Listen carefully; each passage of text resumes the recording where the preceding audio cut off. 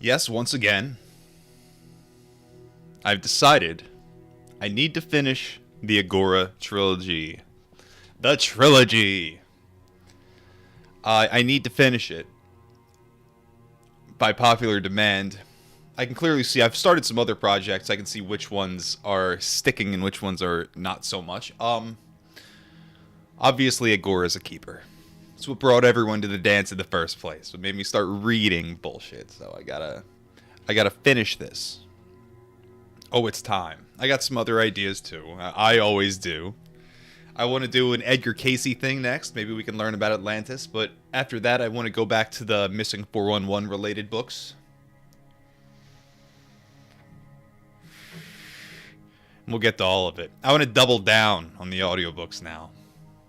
Double down. It's time.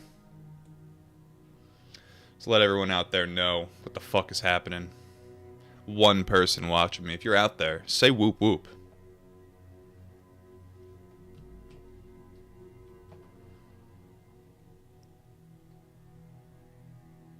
Say whoop whoop. Say it! Fucking say it! Part of me wants to try a new strategy of just being more of a lunatic. Just be more of a lunatic, you know what I mean? Maybe that's what the people want.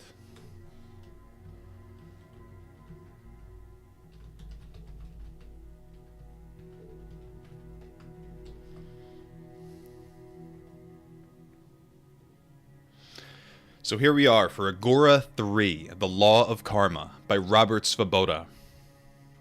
And his dealings with the agory Vimalananda. The first book was from Vimalananda's point of view. The second was from Robert's point of view. I'm not sure where this is going to take us. I love the cover art, though. The horse racing theme. I love all that. I'm very excited to hear about all of that.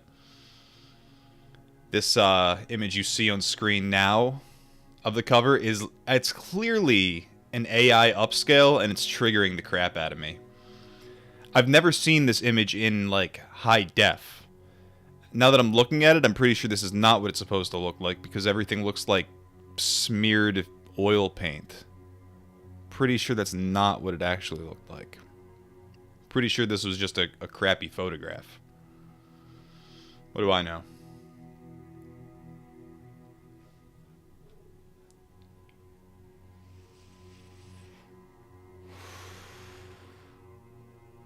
Brotherhood of Life Publishing / Sadhana Publications. First published in 1998. Skip all those words.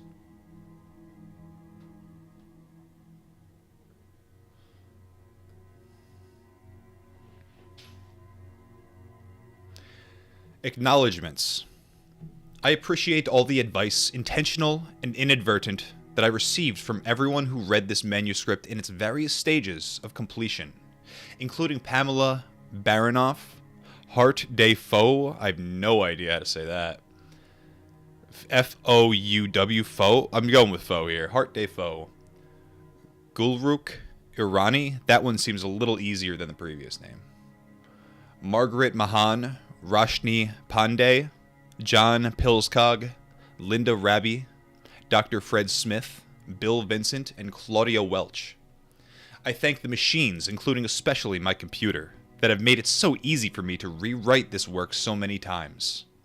I bow down to Vimalananda's Guru Maharaj, whose blessings transcend time and space to continue to preserve and protect me. Most of all, I esteem those players, without whom there would have been no story. The stout-hearted foals and yearlings, fillies and colts, geldings, stallions, and mares that raced in western India during my tenure there. Finally, I salute the man who moment by moment enlivened this story for me as he created it, the peerless Vimalananda.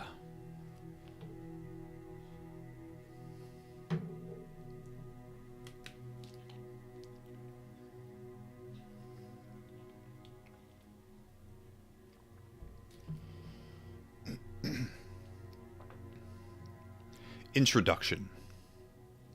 It is always better to live with reality, because otherwise, without fail, reality will come to live with you, the Agory Vimalananda. If to be religious, in the truest sense of that much misunderstood word, is to thirst for water from reality's fountain, then to walk the spiritual path is to turn your compass toward its ever-flowing well. The organized religions, which have set up camps downstream from that spring, all provide sketchy maps that trace a single trail to the source.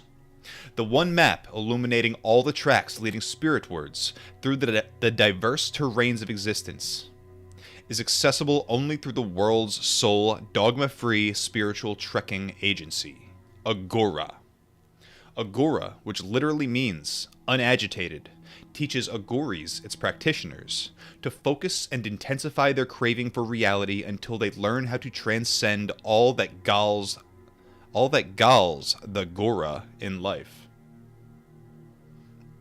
Then no internal or external stimulus, however ordinarily agitating, will be able to interrupt or interfere with their one-pointed guzzling of the nectar of being.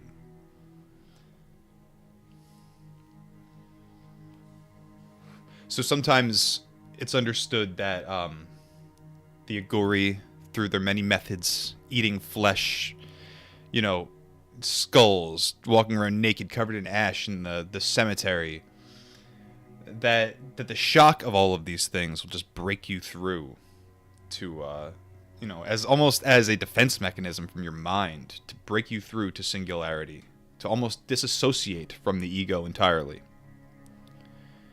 Is it sometimes just boredom? Sometimes do you reach the point of stimuli that nothing else will do?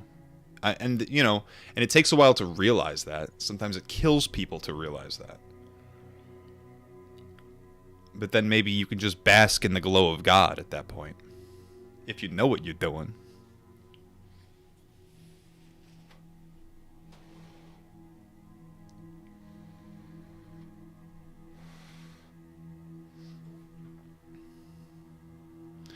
I obtained my orientation toward reality from my mentor, the agory Vimalananda, who showed little regard for organized systems of belief. I've never believed in religion. Religions are all limited because they concentrate only on one aspect of truth. That is why they are always fighting amongst one another, because they all think they are in sole possession of the truth. But I say there is no end to knowledge, so there is no use in trying to confine it to one scripture or one holy book or one experience. This is why I say, when people ask what religion I follow, I don't believe in sampradaya, sect. I believe in sampradaha, incineration. I don't believe in sect, I believe in incineration. Burn down everything which is getting in the way of your perception of truth. A quote from the first book of Agora, At the Left-Hand Path of God, is its title. You can find the playlist in my playlists.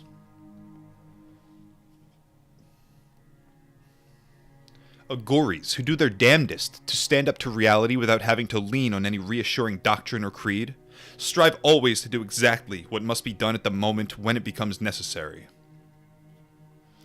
They learn what they need to know in the smashan, the cremation ground, worshipping death, that they may die to their restrictions and be reborn into purity of perception. They accept with love everything that comes their way, knowing that whatever reality serves up is, after all, the meal that their karmas have created for them. The law of karma, which is one of the most profound and fiendishly perplexing of reality's axioms, is the law of cause and effect, the law of, as you sow, so shall you reap. The oldest of the Upanishads expresses it this way: truly, one becomes good by good action and bad by bad action.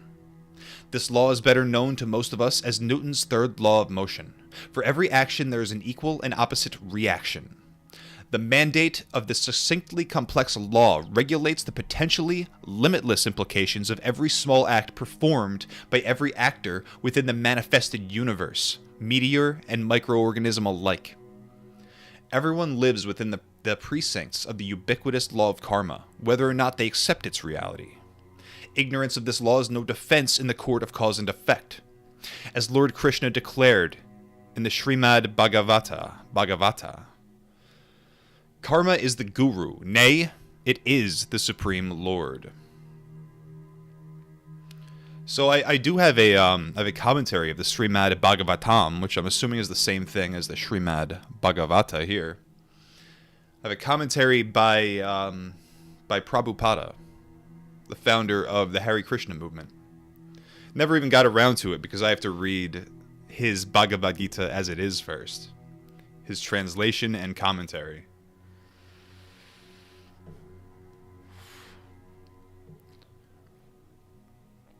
Every physical or mental action you perform, and with which you identify yourself as the doer, becomes a karma for you and produces a reaction which you will eventually have to experience.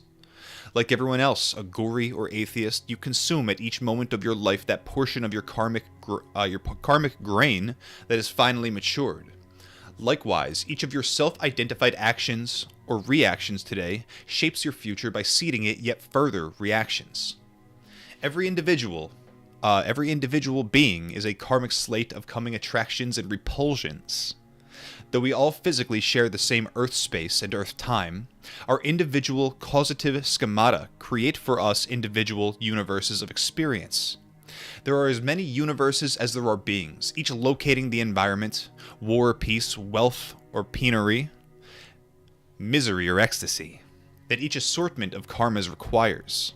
Since limitations of time and space prevent everything from happening in our world all at once, the law of karma schedules its events to occur just in time every time, in each cosmos, large and small. Every interaction between two different universes of experience creates its own karma, which dually propagates its own reaction. The more strongly you identify with your karmas, the more closely your experience will conform to the reaction they promise. Though very few people ever graduate from quotidian religion to authentic agora, everyone is free to make use of the truths that the world's agories have sucked from reality's teat. Arguably, the most fundamental of these realizations is this: the essence of living with reality is to continually surrender to what is. You have already created your own personal universe with your karmas, and now you must live in it. Everyone who has sown the wind will eventually reap the whirlwind. However, most people try to ride out their karmic storms by barricading themselves inside psychological houses. No building, however weatherproof, can withstand every tornado, earthquake, flood, and conflagration. Almost everyone, accordingly, finds himself or herself existentially homeless one day or another. Religions make good ideational roadhouses. You are free to shelter yourself under these roofs for as long as you like, or at least until a tempest blows in and causes that shelter to collapse. A good agory recognizes the innate flimsiness of all doctrinal thatch, and knows there is no security of any kind to be had in life except the surety that each of us is going to die. Many agories forestall future personal derangement by emigrating to the smashan, where they can live their lives with nothing more substantial above their heads than God's never-failing umbrella. Vimalananda, who could be one of the most sophisticated of philosophers when the mood struck him, never mistook philosophy for reality. Time and again, during the more than 8 years that I was with him, the faith he displayed in nature's ultimate beneficence brought home to me the value of capitulating to what is. Time and again, I was wowed when I saw how his submission to reality solved his problems. It was that awe that inspired me to write this book. Rafflemau in the chat, whoop whoop. Brona in the chat, burying, dude. Stream from Yak? A surprise, but a welcome one. Whoop whoop. We got 315 in the chat, Hare Krishna.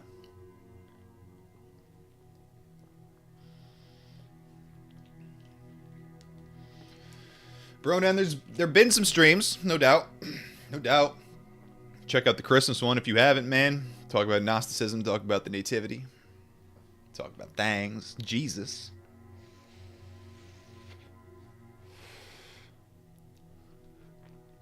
The law of karma, the unimaginable complexity of which has cowed the greatest of scholars, loses some of its ability to dismay when viewed through the prism of surrender.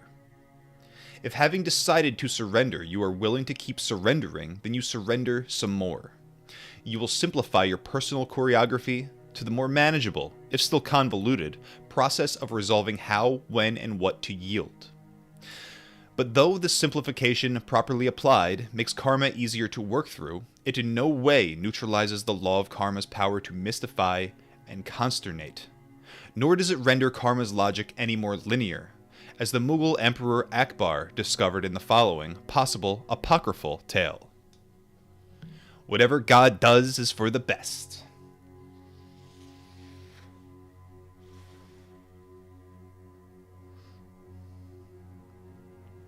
The Emperor Akbar once developed a chronic non-healing sore on his left pinky finger. It became so severe that his physicians eventually decided the whole finger would have to be amputated. The idea of losing a part of his body so upset the emperor that he sought a second opinion from his dear friend, confidant, and advisor, Raja Birbal. Birbal told his liege, "If the doctors say it has to come off, then it has to come off." Akbar told Birbal, "Here I am, a very religious man, who makes all the proper donations at the proper times, and still God is taking away part of my body. What have I done wrong?" Birbal replied, "Your Majesty, whatever God does is for the best." This remark irritated Akbar to no end. He grudgingly agreed to the operation, but decided simultaneously to teach Birbal a lesson. His opportunity came some weeks later when the two of them, out hunting with a few retainers, came across a dry well. Akbar promptly commanded his men to deposit the astonished Birbal into it. When the emperor rode over on his charger and bent over the well's rim, Birbal shouted up at him, "Why are you doing this?" Akbar shouted down to his friend, "Birbal, whatever God does is for the best." Then, to let Birbal stew for a bit, he rode off alone to a different part of the forest, thinking, "Now we will see what God can do for him there." Birbal meanwhile sat in the well cursing his fate and wondering what was going to happen to him next. All at once, Akbar was surrounded by a band of ruffians. This particular pack of thieves selected only rich people as their victims, first robbing them and then offering them as human sacrifices.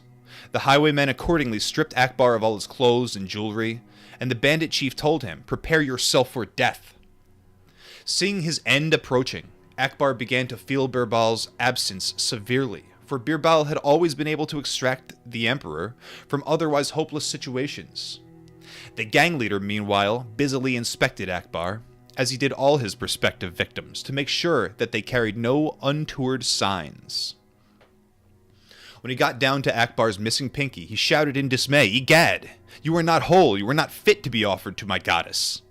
Disappointed, the thug ordered Akbar to don his clothes and ornaments quickly, and to depart thence. Being told that he was unfit to be offered hurt Akbar's feelings and infuriated his ruler's ego. He maintained his presence of mind, though, and as he dressed, he thought to himself, "Birbal was right. Had I not lost my little finger, I would have been dead today." He mounted his horse and rode directly back to the dry well, and immediately ordered his waiting men to raise Birbal, who now was wondering why the emperor had changed his mind. Akbar began by apologizing to Birbal, and then told him, "I was so upset with you, I was actually considering leaving you there to die. But did I ever learn my lesson? In truth, everything God does is for the best." The emperor then narrated the whole adventure to his amazed audience. Suddenly Akbar furrowed his brow and asked his friend, "But now tell me, Birbal, if whatever God does is for the best, what good came of you being in the well?" Birbal told him, "Isn't it obvious?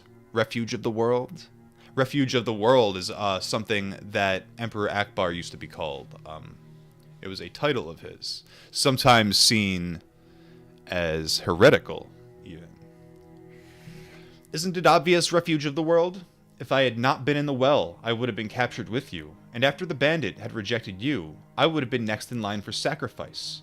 And since I am not missing any parts of my body, he would have sacrificed me." "The Lord is truly marvelous," repeated Akbar, distractedly, stroking his beard in wonder as they rode to the palace.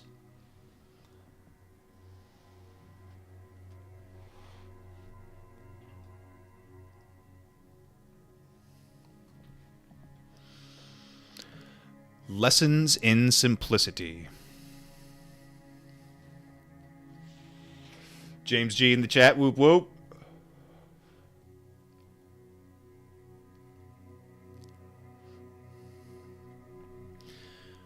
Vimalananda made whatever God does is for the best the refrain for many of his adventures. For early in life reality had shown him commas are used so weirdly sometimes in this book.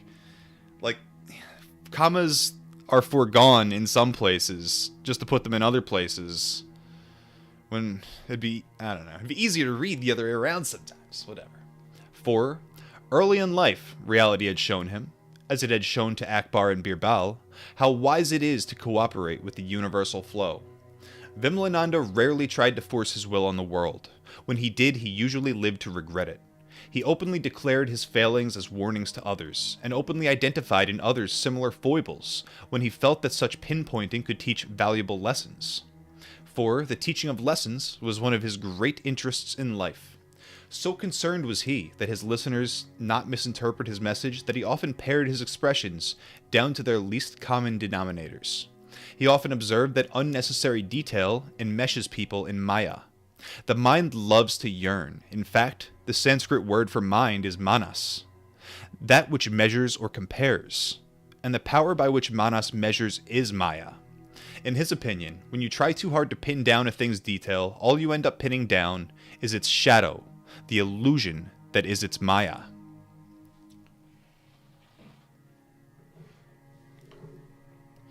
Vimalananda's penchant for reduction to fundamentals has led some people to complain that he willingly distilled karma's daunting intricacy into a relatively unsophisticated theory of brute retribution. Though there is of course more to the law of karma than the simple formulation, if you killed Michael last time, Michael will kill you next time, this criticism seems to me to be unjustified. Though Vimalananda did not waste his time debating karma's theoretical minutiae, he was well acquainted with them, and he would speak in karmic technicalities whenever he had an audience who could appreciate them. However, he did expect that most people would misunderstand karma's precepts. I have seen little to suggest he was wrong to do so.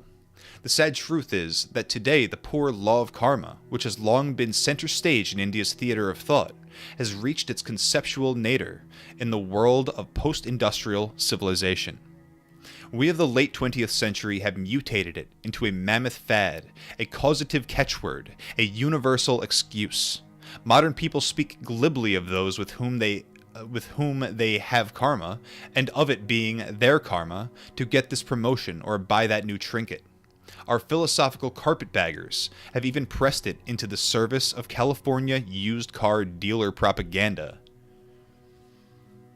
Unfortunately, many Indian thinkers and systems of thought are just as guilty of willfully perverting karma's basic nature without the excuse of ignorance that our hedonistic Western lotus eaters might plead. Reality crouches perpetually before you in India, gazing steadfastly into your face, cuffing you purposefully about the head whenever you dare to turn away from it. Indian reality's very inexorability has given innumerable seers and thinkers no alternative to devoting their lives to the contemplation of its chief cause, the law of karma.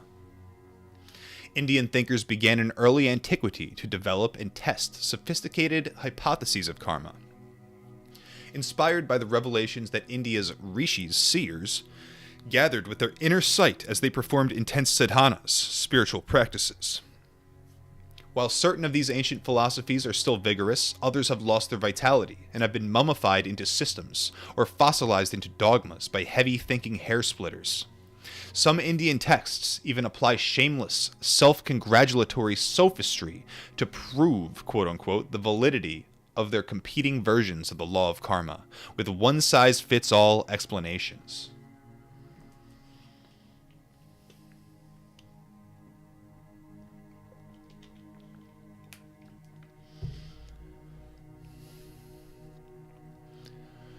Karmic theory. The pervasive temptation to oversimplify the law of karma rises from the collision of the irresistible force of humanity's innate need to comprehend cause and effect with the immovable object of karma's extreme reluctance to divulge itself to humans. Gahana karmano gati. Karma runs indescribably deep. The simple law of cause and effect sets into motion such a near infinity of past, present, and future ramifications for each purposely performed act that it effectively precludes a complete description of the entire karmic slate of even one living being. When it comes to comprehending the sum of the karmas of every living being, we can go nowhere at all without the systematizing help of a theoretical model. There is no lack of competing explanations of causation for any cogent explanation of cause and effect, including those of physics, chemistry, and biology, can function as a theory of karma. We could even elucidate into a theory of karma some psychological conjecture which details how specific events in the past influence an individual's present and may shape his or her future. But scientific causation notions are crimped by their materialism, which limit its cause and effect observations to the physical reactions which arise from physical actions. Psychological theories are similarly defective to the extent that they restrict themselves to the limited domain of the psyche.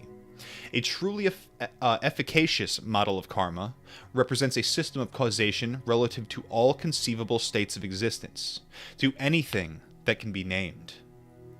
Karma being so intricate, decent theories of karma are as difficult to objectively prove or disprove as is the theory of quantum mechanics. One practical difficulty with testing either theory is that cause and effect is only rarely linear. One cause sometimes produces one effect, but far more commonly a number of cooperating, concomitant causes are needed to produce a single effect. And a distinct cause quickly spirals into a cascade of interconnected effects. Also, while neither sort of theory is inherently unprovable, neither can be observed by any external observer in the manner approved by scientific materialism. Both karma theory and quantum mechanics refuse to accept that observers can exist independent of the systems they observe.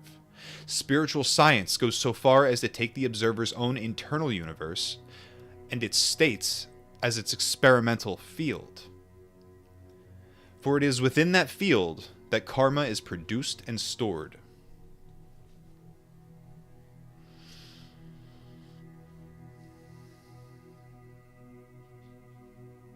The observer's own internal universe and its states as its experimental field. The way I understand that is that we are essentially we're decentralized aspects of the objective reality. So while we each have our own personal universe going on, they simply reflect the greater whole in different shades.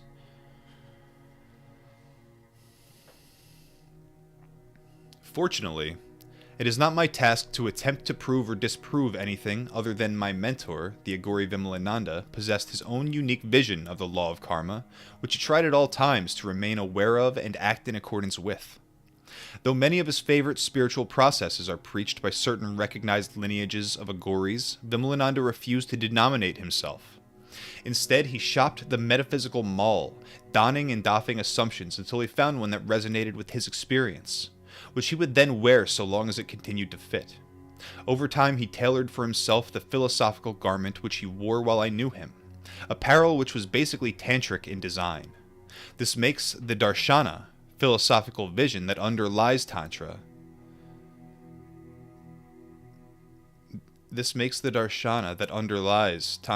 is a good vantage from which to survey Vimalananda's worldview.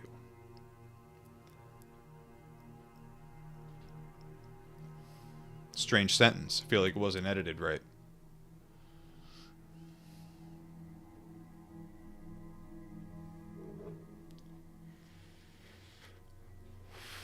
Rafflemau says my GF thinks we are past karmic lovers. It's possible. It's possible. I mean, I think that I tend to feel like we keep interacting with the same souls, essentially, in different forms, in different places, in different relationships. Sometimes they're reversed. Sometimes they're totally different. Sometimes they're this. Sometimes they're that. But I do think, we keep dealing with the same souls from lifetime to lifetime over and over again. I'm sure, maybe new ones are introduced. Maybe we work out our issues with the old ones and things keep moving. But I think, like, we spend a lot of lifetimes on the same souls, just working shit out, passing things back and forth.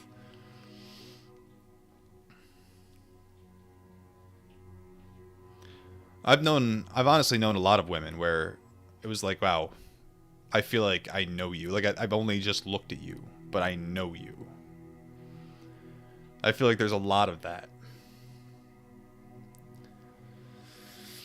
You don't do anything with it, you let it pass. Just let it pass.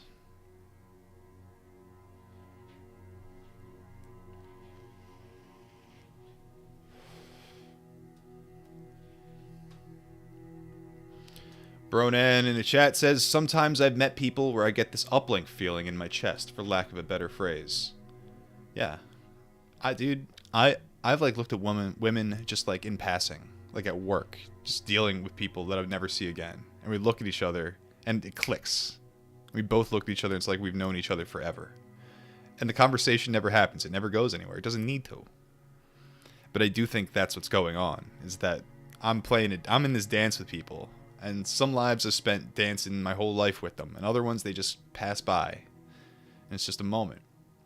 And I feel like if you just let it go sometimes, maybe that's breaking the cycle. Maybe. Maybe.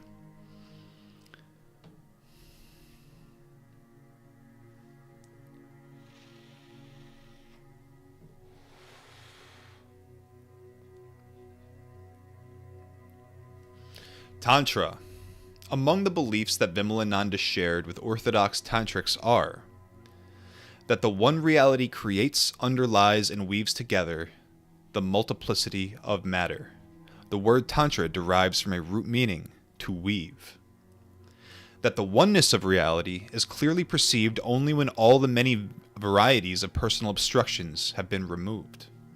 That these obstructions can be removed by manipulating the matter of which they are formed. That there is no substitute for a personal guru who shows you your path by gifting you a spark of living knowledge. There is no Tantra without a guru.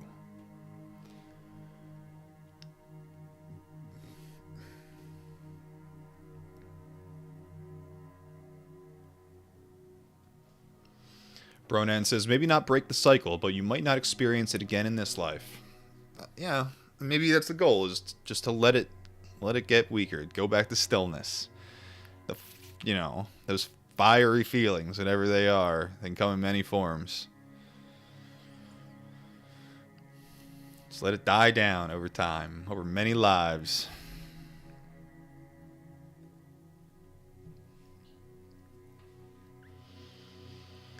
The matter, quote-unquote, from which we and our obstructions are created includes both the dense physical material from which our bodies are built and the thoughts, attitudes, and emotions that make up our minds.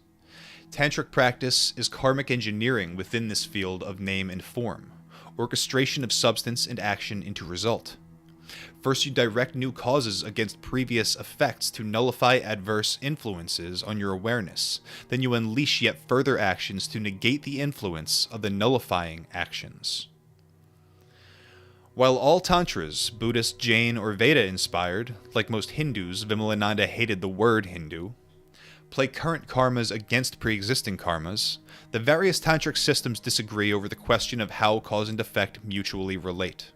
While the Buddhists and certain Vedics, like the Mimamsakas, assert that cause and effect are separate from one another, other Hindu traditions aver that cause and effect are implicit in one another, even though they do not simultaneously exist in our world. According to this latter evolutionary interpretation, effect is nothing but cause seen in a different state. It is nothing but cause seen in a different state.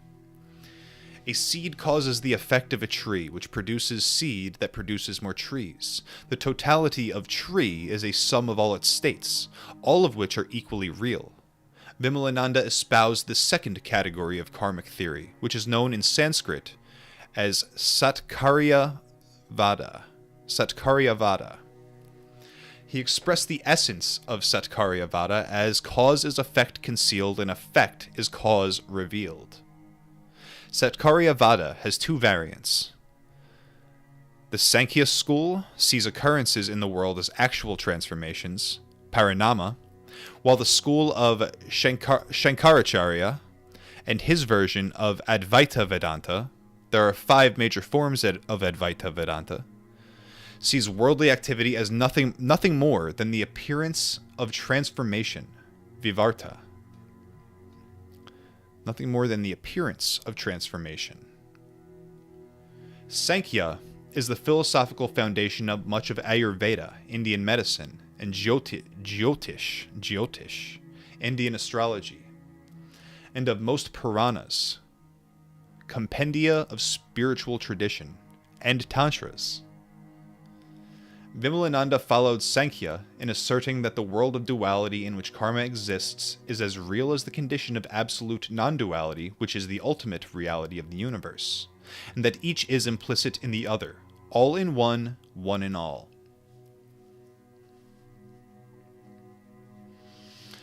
I think there's some information about Gnosticism within that. The world of duality in which karma exists is as real as the condition of absolute non-duality, which is the ultimate reality of the universe, and that each is implicit in the other, all in one, one in all. I think a lot of sects of different branches all over the world that have kind of asserted that have been misunderstood as being dualistic. When it's like it's 2 sides of the same coin. Like, you are dualistic. Your experience is dualistic. Your reality is, your lived reality is dualistic. But that is all an illusion. And like in Gnosticism, they'll say like that the Old Testament God was like an evil God who created a prison, a material prison for us. But like, we are the gods that create the material prison, both in like a physical sense and a metaphysical sense. While in Gnosticism, Jesus came to show us the path to the one true Father. That we are all the same.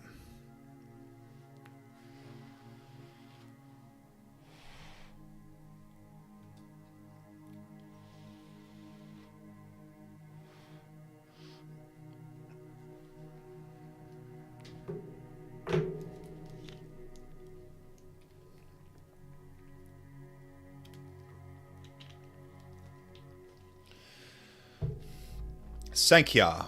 Sankhya sees the universe as a continuous evolution from a Big Bang event, during which a sense of separateness develops from within a portion of the singularity that is the one reality in unmanifested form.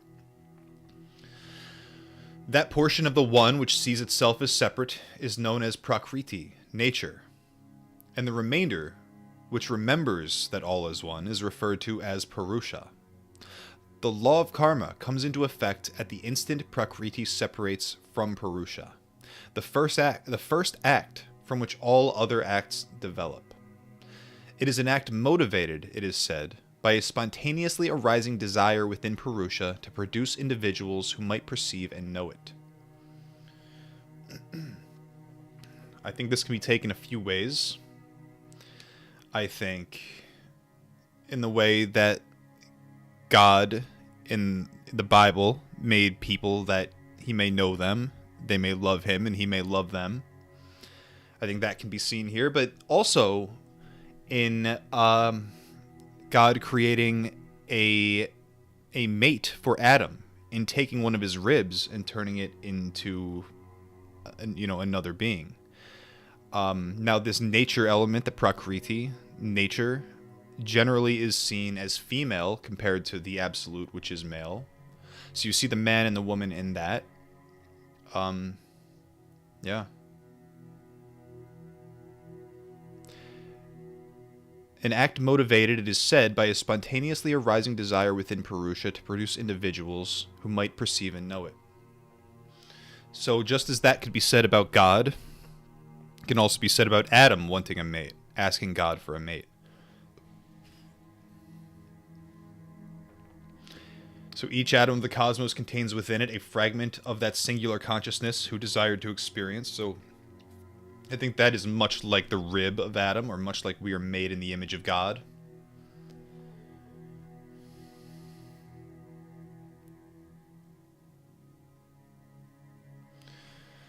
Consciousness continually evolves by projecting itself into physical vehicles. Though it is minimal in inert matter and maximal in humans, a smidgen of consciousness and its resulting soupcon? I don't know what that is. There's a weird C in there. It's got a weird mark. Of self-awareness appears in even the densest matter. So there is even a modicum of this divine consciousness in all things. Even if it's the smallest amount, it's there. Human activity is valuable in the Sankhya system only to the extent that it makes us more aware of that undifferentiated consciousness. Prakriti forms, limits, and finitizes. After projecting from oneness, she evolves into undifferentiated transcendent intelligence, Mahat, which partitions itself into individual parcels of Ahamkara, the force which produces I-ness in an organism. Ahamkara, literally the I creator, which gives living beings that sense of individual existence without which no further differentiation could occur, possesses three gunas, or attributes: sattva, equilibrium; rajas, activity; and tamas, inertia. Sattva is the internalizing I, the subjective consciousness which resides within a being, revealing its environment. From sattva, the innate nature of the thinking mind develop the 10 senses, the 5 senses of perception: hearing, touch, sight, taste, and smell, through which we take in from the world, and the 5 senses of action, through which we put out into the world.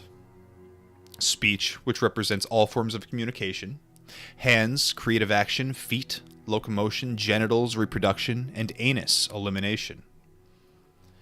Sattva is the most conscious of Ahamkara's 3 qualities. Rajas is the externalizing I, the active I, always on the move, searching for something with which to self-identify. Tamas is the objectifying I, the expression of unconscious individuality which veils consciousness as it evolves into the 5 objects of the senses: sound, touch, form, taste, and odor. These in turn produce the 5 great elements, Pancha Mahabhutas: space, air, fire, water, and earth, which are the building blocks for everything that exists in the manifested universe, including the physical bodies of living beings. The Sankhya philosophy maintains that embodied life is the functioning together as one unit in one place at one time of the 5 great elements. The 10 senses, the thinking mind, Ahamkara, and the intellect, all enlivened by the individual's soul, which is a reflection within the field of matter of the cosmic Purusha. Of these, only the Purusha itself is wholly and forever outside the field of the law of karma. Everything else that exists within the entirety of the aggregate of all possible universes is a form of matter, which makes it subject to action and reaction. Purusha is pure, passive, present consciousness, which no more interacts with the events it perceives than a movie screen interacts with the pictures projected upon it.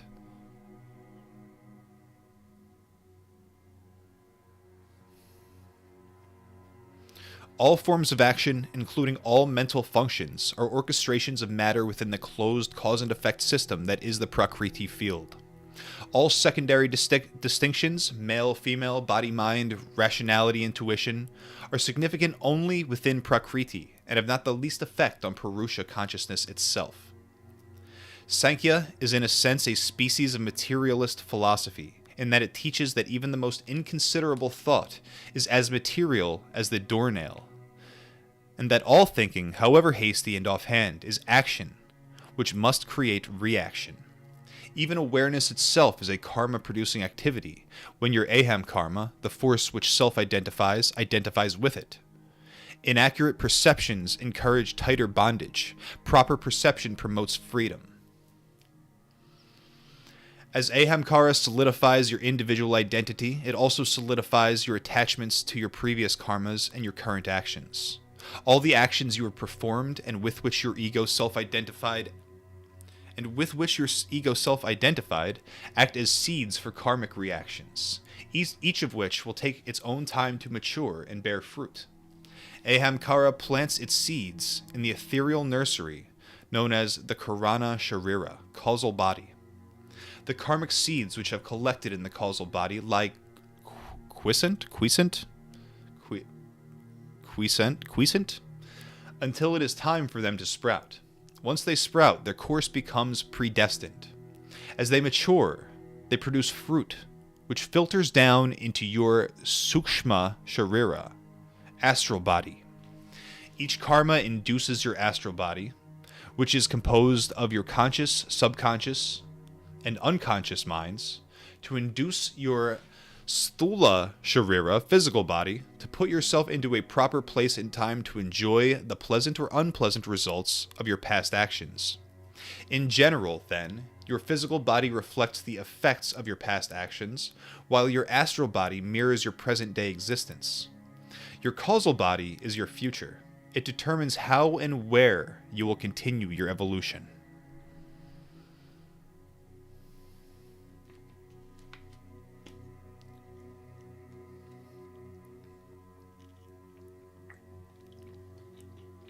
$3.15 throwing a Merry Christmas in the chat. Merry friggin' Christmas, dude. We got through it. 4 karmic categories.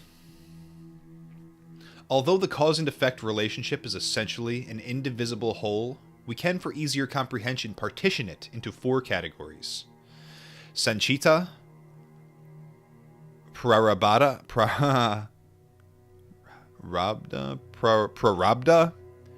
Kriyamana, and Agama. Sanchita, heaped together, karma, Sanchita karma, is the sum of all past actions, known and unknown, that appear in your causal body nursery. It is Sanchita karma that prompts some Indians to claim that the ways of karma are unfathomable. Unknown actions, quote-unquote unknown, include those performed in past lives.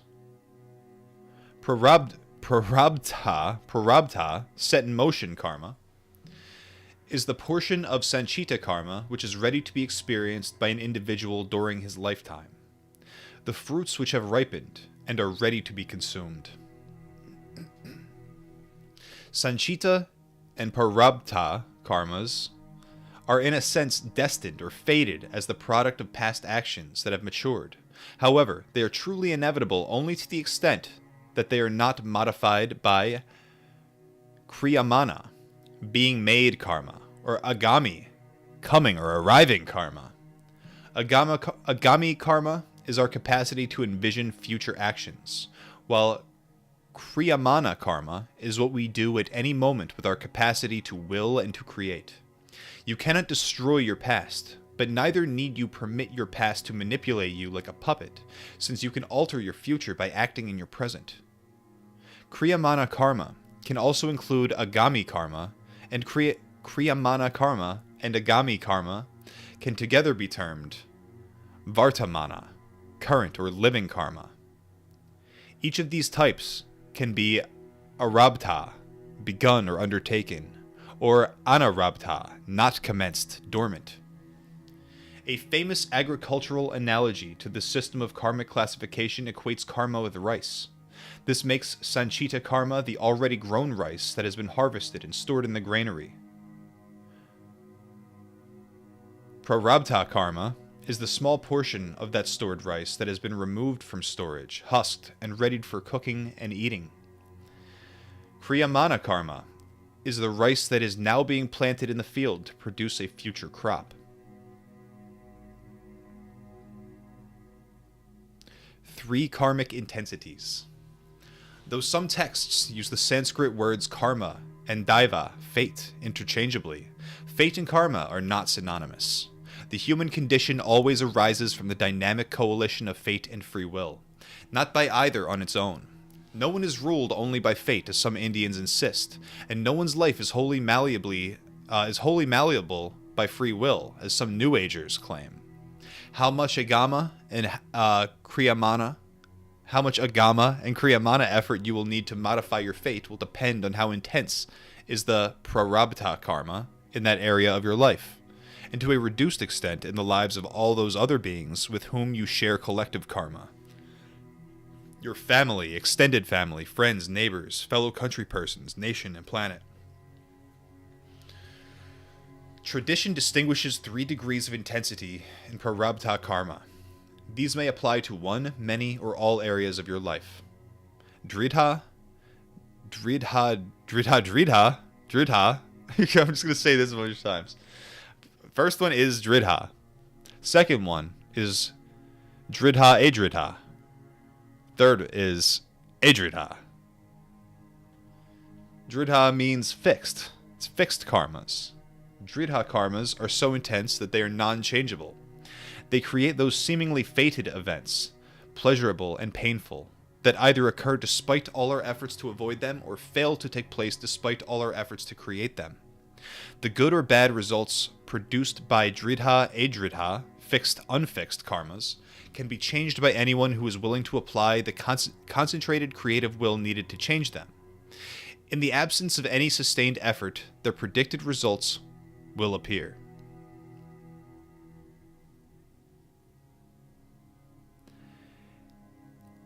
Adridha, unfixed karmas, are so easily altered that you may do more or less what you please within reason in these areas of your life.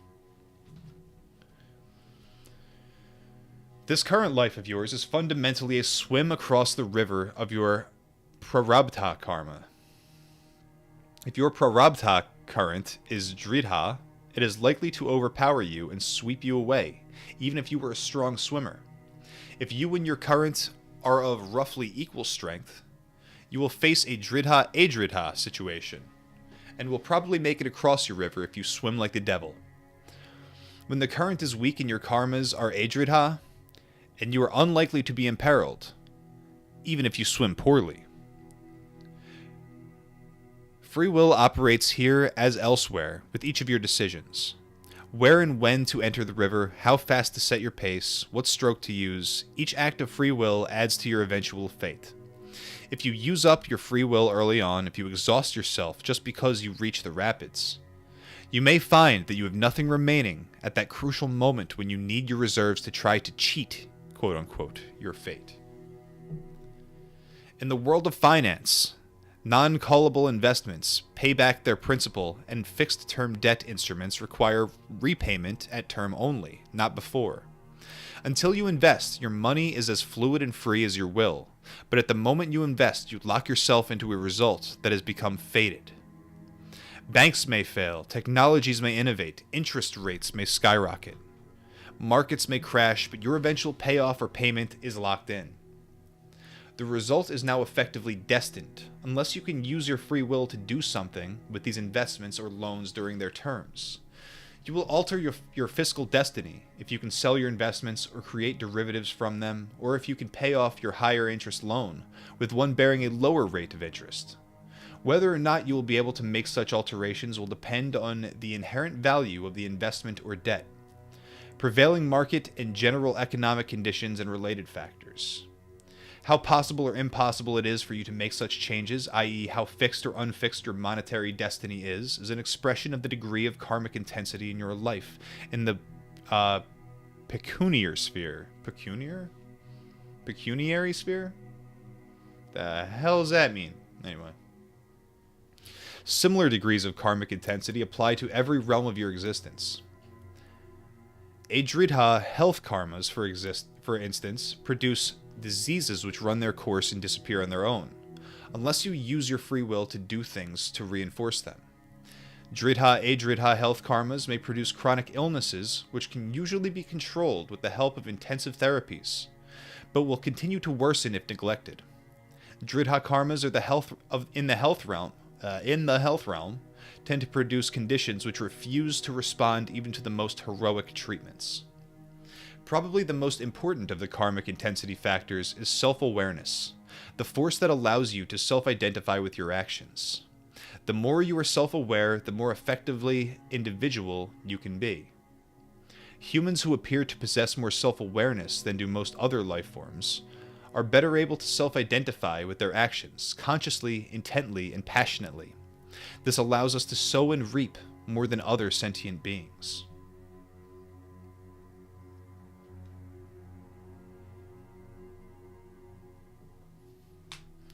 New boob tube in the chat. What up, bro? Glad I can bring you the content.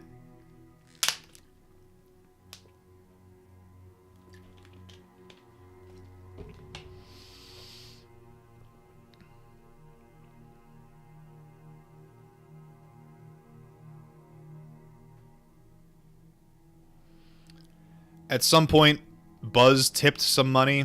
Thank you very much to Buzz out there. I'm going to find you and thank you for that. I want to double check if anyone donated. They did not. But I must have had fucking alerts off or something. Homeboy Buzz donated the other day. What a pal.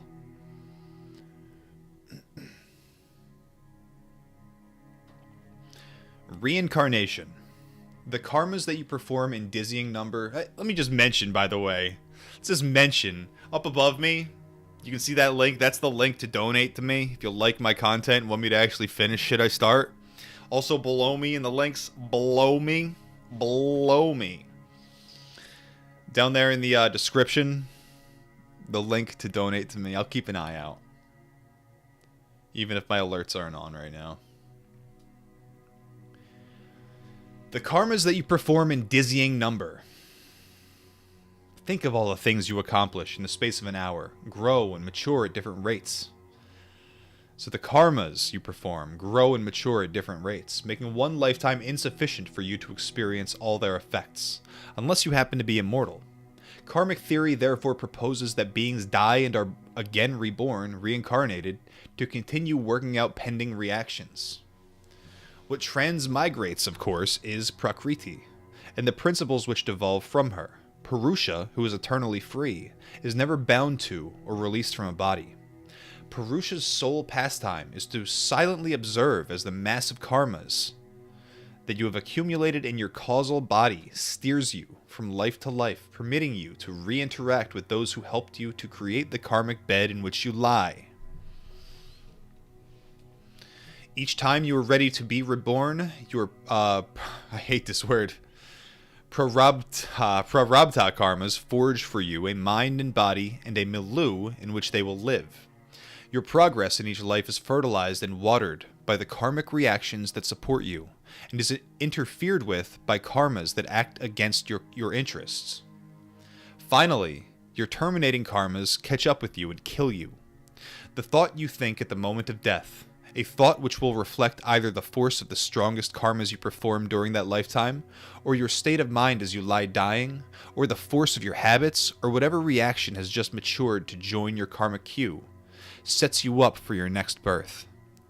Reincarnation is so handy a concept that it has been an integral part of almost all Indian philosophies since ancient times.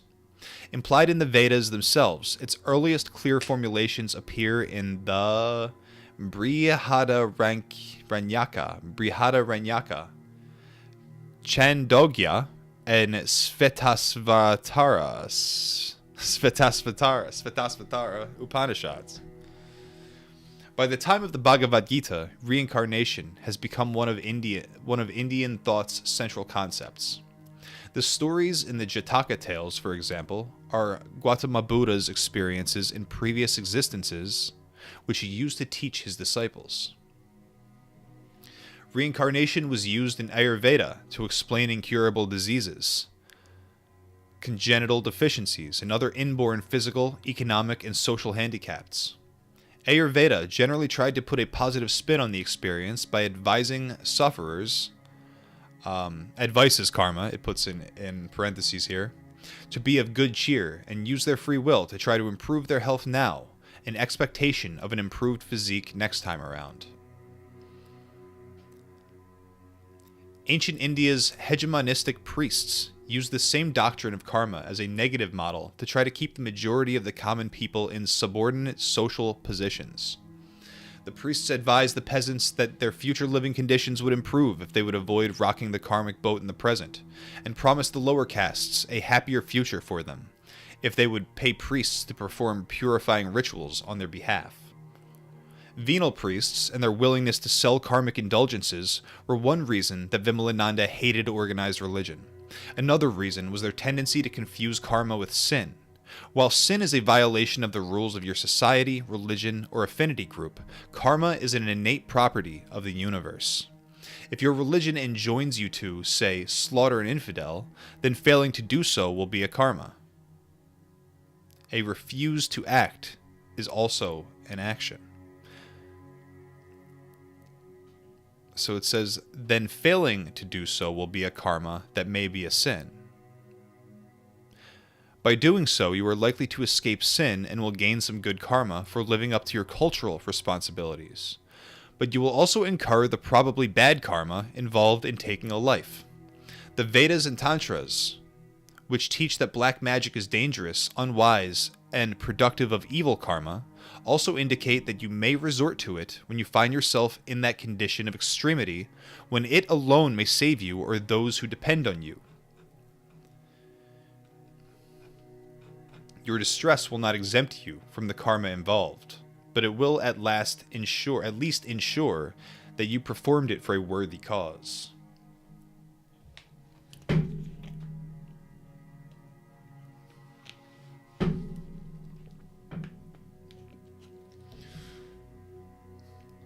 Dharma. Evil karma is evil for you because it sets you up today for a fall tomorrow. As one Tamil woman put it, karma means that we are punished for our action. We are punished not for our actions, but by our actions.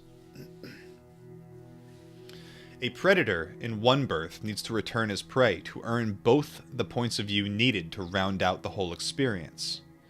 But evil karma did not become sin until the lawgivers made it into sin. Until then, it was adharma. Adharma? Until then it was adharma. Against dharma.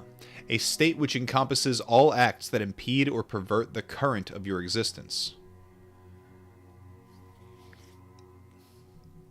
Dharma, which some people mistranslate as duty, others as religion, and yet others as vocation, is really doing what you were born to do. Conforming to your dharma means following that path through life and performing those actions that best agree with you as an individual in the context and the environment in which you exist. Dharma is the universal law which makes a thing what it is. The dharma of the moon to shine, of volcanoes to erupt, of boats to float, and of hyenas to laugh. Horses run, whinny, and toss their manes because it is their dharma to do so, not because they feel any moral obligation in that direction. Adharma is neither sin nor evil. It is simply a non-conformity with the nature of things, a crime against harmony.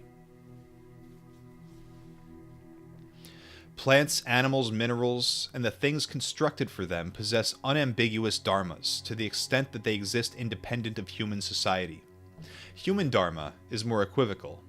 It involves aligning the dharma of an individual's personal prarabdha karma with the consensus dharma constructed by the society into which he or she was hatched. To effectively follow your dharma as an individual human, you need to know how much you must conform to the demands of your community. Between the two poles of human adharma, an all-consuming sociopathic disregard for human association and a fanatical subsuming of self into group, lies a catwalk of dharma above a swamp of adharmic dissonance. One false step in either direction from this straight and narrow path and you plop into adharmic muck, either by violating the tenets of your personal consonance or by transgressing the rules of rapport that someone else has set. Everyone's road to reality is personalized.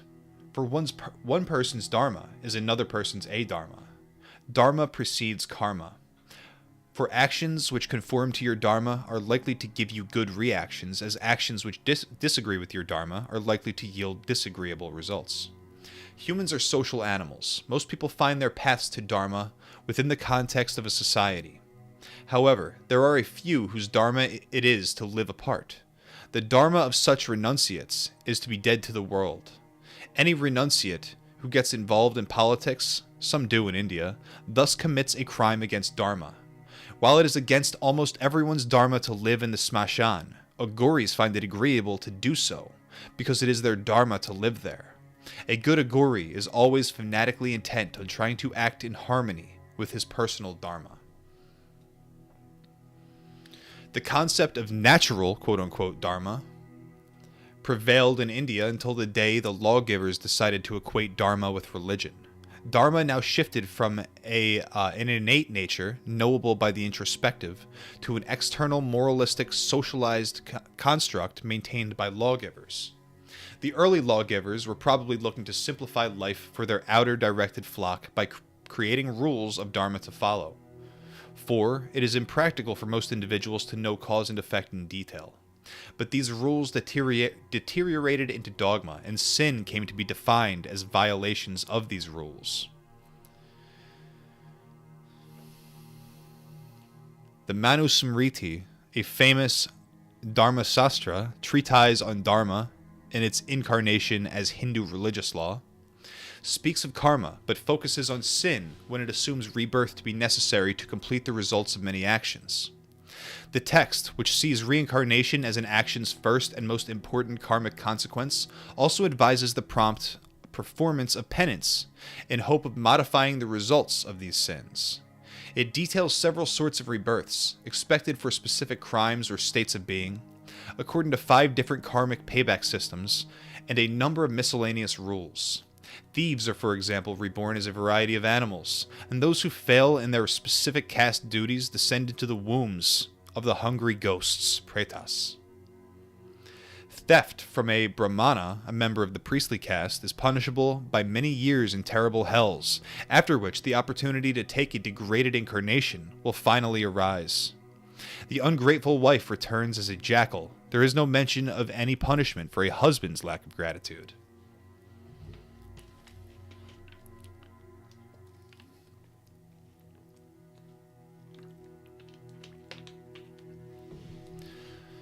Though many people today are cheerily convinced that once you become human, you will always return to Earth as a human, most authorities in ancient India concluded with Manu that you may well descend the evolutionary path before you again ascend it.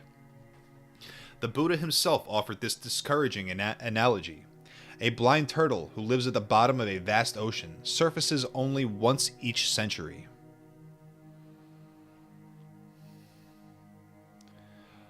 On the surface of that ocean sits a storm-tossed ring of wood. You are as likely to be reborn as a human as the turtle is likely to stick his head precisely through that ring of wood when he rises next.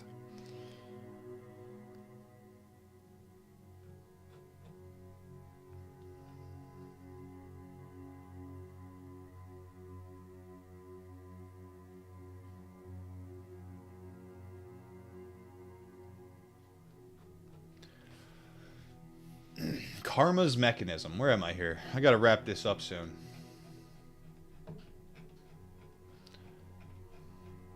I think I'm gonna call this here. Got a bunch of random little headings that we gotta go over. It's gonna take forever. I got shit to do, people. Karma's mechanism is where we will pick back up. Thank you, everyone, for joining me.